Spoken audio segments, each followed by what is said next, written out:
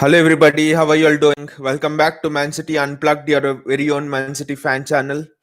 I hope all of you are doing really well. I mean, it's been some very frantic, crazy activity in the transfer window for Man City, I would say. I mean, this reaction was like expected after that match against Leicester. We were going to sign a centre back. It was just a matter of who.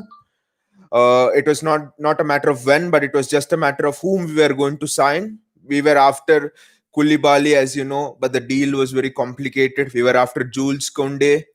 I'll I'll come to it in a minute. Why we didn't go for Jules Koundé and why did we go for Ruben Diaz? And yesterday night, Man City have announced that they have signed Ruben Diaz from Benfica for a fee of around 64 million pounds. And Nicolas Otamendi has also been sold to Benfica for around 15 million pounds. And again, just to clarify, both of these are separate deals. I've seen people say that it's a swap deal and Nicolas Otamendi is 15 million pounds. So Ruben Diaz is effectively almost 80 million pounds. So City have now got the most expensive defender in the Premier League and all that. No, that's not the case. It's just to increase that pressure on Ruben Diaz. We know these tactics from our competitors, the social media and all. So Ruben Diaz is 64 million pounds, and I'm very happy for it, really, because initially I really wanted us to get Jules Koundé.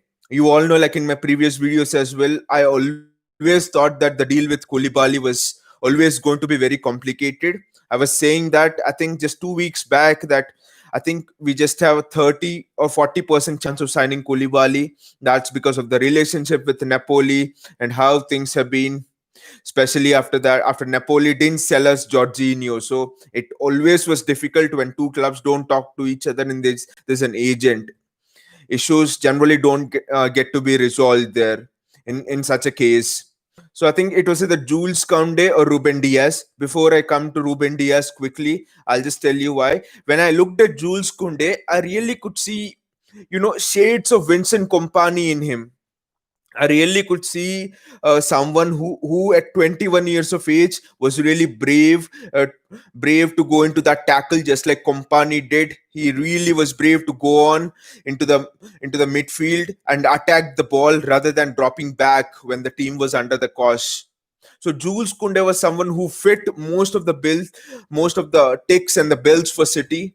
But why did City choose Ruben Diaz over Jules Koundé? That was something which I was asking myself, and Ruben Diaz provided something which Jules Koundé didn't. I mean, at 23, the age is not such a big factor, but then Ruben Diaz had that leadership qualities in him, which Jules Koundé didn't at 21. I mean, Jules Koundé might become a good leader down the line 3 4 years, but Ruben Diaz at 23 has captained Benfica, has played Champions League games. He's seen as a future captain for Portugal, has won leagues with Benfica, has won the UEFA Nations League uh, with uh, with Portugal. I mean, he's someone who is seen as an authority in defense, as an authoritative person, as a character, and is known to be really vocal, really talkative in the dressing room. He's someone you could see who is ruthless. You could see when he's playing, he's someone mean, especially when the defense is not organized. He is not afraid to get into the face, beat the opponents or beat the teammates as well when they're disorganized, when they're not doing the job. I think City was in dire need of such a leader, such a charismatic personality who could lift up the entire defensive unit, especially in the state we are in. What is the state we are in now? The confidence in the defensive unit, no one is confident. Even if Laporte comes back, I mean, Laporte is not a vocal leader. He's someone who can organize, but he's not someone like a Vincent Kompany. I mean, when we won the title against Liverpool 2 seasons back, when Kompany scored that goal against Leicester, there were moments when we were really down in that title race, especially when we lost to Spurs 2 seasons ago, and we in the Champions League we were dumped out, and again we had a match in 2 days. Pep played Company immediately. All the big matches, all the tough matches, Pep played Company. He knows because when the team is down, when the team was facing all of those difficulties, when the team was questioning their self-belief, oh, we were dumped out of the Champions League. We are not good enough. How can we challenge Liverpool for the title? Get 100 points? Can we go on a 14 match winning streak? 2 seasons ago, all of those things, whenever those doubts creeped into the team, Pep always put in Vincent Kompany. Vincent Kompany was a huge presence, though he didn't play many games in that season 2 seasons ago. I mean, that charismatic style of leadership, that being in the face sort of personality, telling people in the dressing room, you're doing this wrong, you should do this, come on, we can achieve it. All of those things, they fill you up really, and encourage you to go. I mean, go and achieve things. I mean, Ruben Diaz is such a sort of personality, a personality who is really vocal, who is who is seen by many in Benfica and also in the Portugal national team, around entire Portugal, as a great leader, as a leader who's always in your face, as a great organizer, you would say. That is, as a really old fashioned center back who is really physical. When I say old fashioned center back, he's really good on the ball, and all that will come later. But then he's not afraid to get into a tackle. He's like really physical. Whenever the team is under the cosh, he doesn't drop back and defend. He goes into the midfield and wins the ball. That's what is said about Ruben Diaz in the Portugal circles and in the Benfica circles. So that is why I'm excited, because against Leicester, what happened when Leicester gained possession back? We didn't have any center back or any defensive player who went into the midfield bravely, who dragged the entire defense to just drop up and then compress that space between the midfield and defense and snatch the ball early. No, we dropped back. We dropped back. Why did Kyle Walker pull the shot of Vardy, or why did Benjamin Mendy pull the shot of Vardy? Why? The only reason was that there was so much space left between the defense. The defense was not dropping high soon enough. There was so much space between the defense and the midfield, and no one was showing that courage to go into the midfield, to go forward and snatch the ball. No, we were just dropping back, and then we're committing unnecessarily fouls in the box. Because in the previous seasons, when City really pressed well, the space between the midfield and the space between the defense was almost non-existent. City was so good at compressing that space, at squeezing the life out of the opponents. Last season in that match against Leicester, Jamie Vardy would have been found offside many times. Leicester's runners would have all been found offside. It was just that we were not squeezing up enough. Our defensive line was not squeezing up enough. And what is the reason for our defensive line not squeezing up enough? We were afraid. We were afraid that the runners would go. We would not play the offside trap well. We cannot defend well. We are weak in one-on-ones. Whenever that self-doubt creeps, the entire team doesn't go together in the press. Not all people wholeheartedly press. You can see, especially in the case of City, how you can see how well the team will play by the way how well they press. Are they pressing together, the entire team? Who is leading the press? Are the defense and the midfield just compressing the spaces together, or is the defense dropping back in the midfield going? It was specifically in that spaces between the midfield and defense. That is where people like Jamie Vardy, that is where people like Madison, even when he came on. From where did the fourth goal come from for Leicester? That long shot. It was specifically in that space between midfield and defense. Defense was backing off. Midfield, Rodri went in but didn't get the ball. Ruben Diaz, I've seen in many articles in the media as well, in social media as well, that Ruben Diaz might not be the answer for City's defensive problems. But no, I firmly believe, 100% I believe that Ruben Diaz is the answer. Because here we have a brave man, who, brave in the sense, he's courageous enough to go on and claim that ball, go on to the midfield instead of dropping back. Go on and attack the attacker himself instead of dropping back and looking to defend one-on-one. We have a man who's courageous. We have a man who has won a lot of things, a leader at 23 years of age. We have a man who is strong in the tackle. I mean, I'll tell you the positive qualities of Ruben Diaz. He's strong in the tackle. He's really good in the air at 6'1". People say he might not be the fastest player on the pitch, but he has good enough pace. I mean, far more pace than someone like Harry Maguire. He has really good pace. He can cover the ground. Maybe he might not be as fast as a Jules Koundé, but he has decent enough pace to be a centre back. I mean, he really wins his aerial duels. He intercepts well. I mean, he makes a lot of blocks, which is really essential for someone like City. The only place where he has to learn is sometimes his positioning. But then the positioning was a problem because Benfica didn't have good enough players around him. Once Benfica has good enough play, I mean, once Ruben Diaz plays in a team where he has good enough players around him, I think the results will be different, like we have seen for Portugal numerous occasions. He had Joao Cancelo on one side, and he had Fabio Rui on the other side, and he had Pepe, the ageless Pepe, as his defensive partner. He was excellent. He never put a foot wrong for Portugal. So Ruben Diaz, I believe 100% is the answer for City because of all of the characteristics he brings in.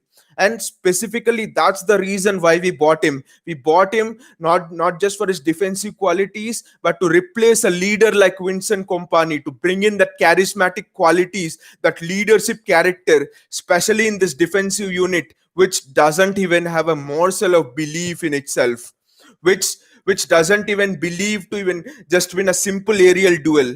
I mean, all of them have lost belief. Aymeric Laporte coming back from COVID-19, I think he'll take a bit of time to settle into the squad. John Stones completely lost belief. Benjamin Mendy, no belief. Zinchenko, not good enough to defend. He's very good in attack, but not good enough to defend. Where is the belief in the defense?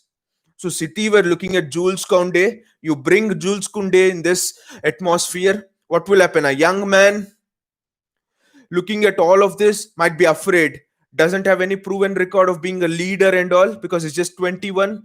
Even his morale might go down. And what would that happen? 60 million on 21-year-old whose morale goes down would be a disaster for City. That is specifically the reason why City went for Ruben Diaz and not for anyone else. I mean, Koulibaly might be would have been the perfect one, but then 29 years of age, is it worth to spend 80 million on him? Ruben Diaz, 23 years, has the potential to become not only a great defender but a great leader as well. Has a potential to replace Vincent Kompany and be our very own for the next 10 years, 11 years. Guide young defenders coming from our academy. So I think this is the perfect signing.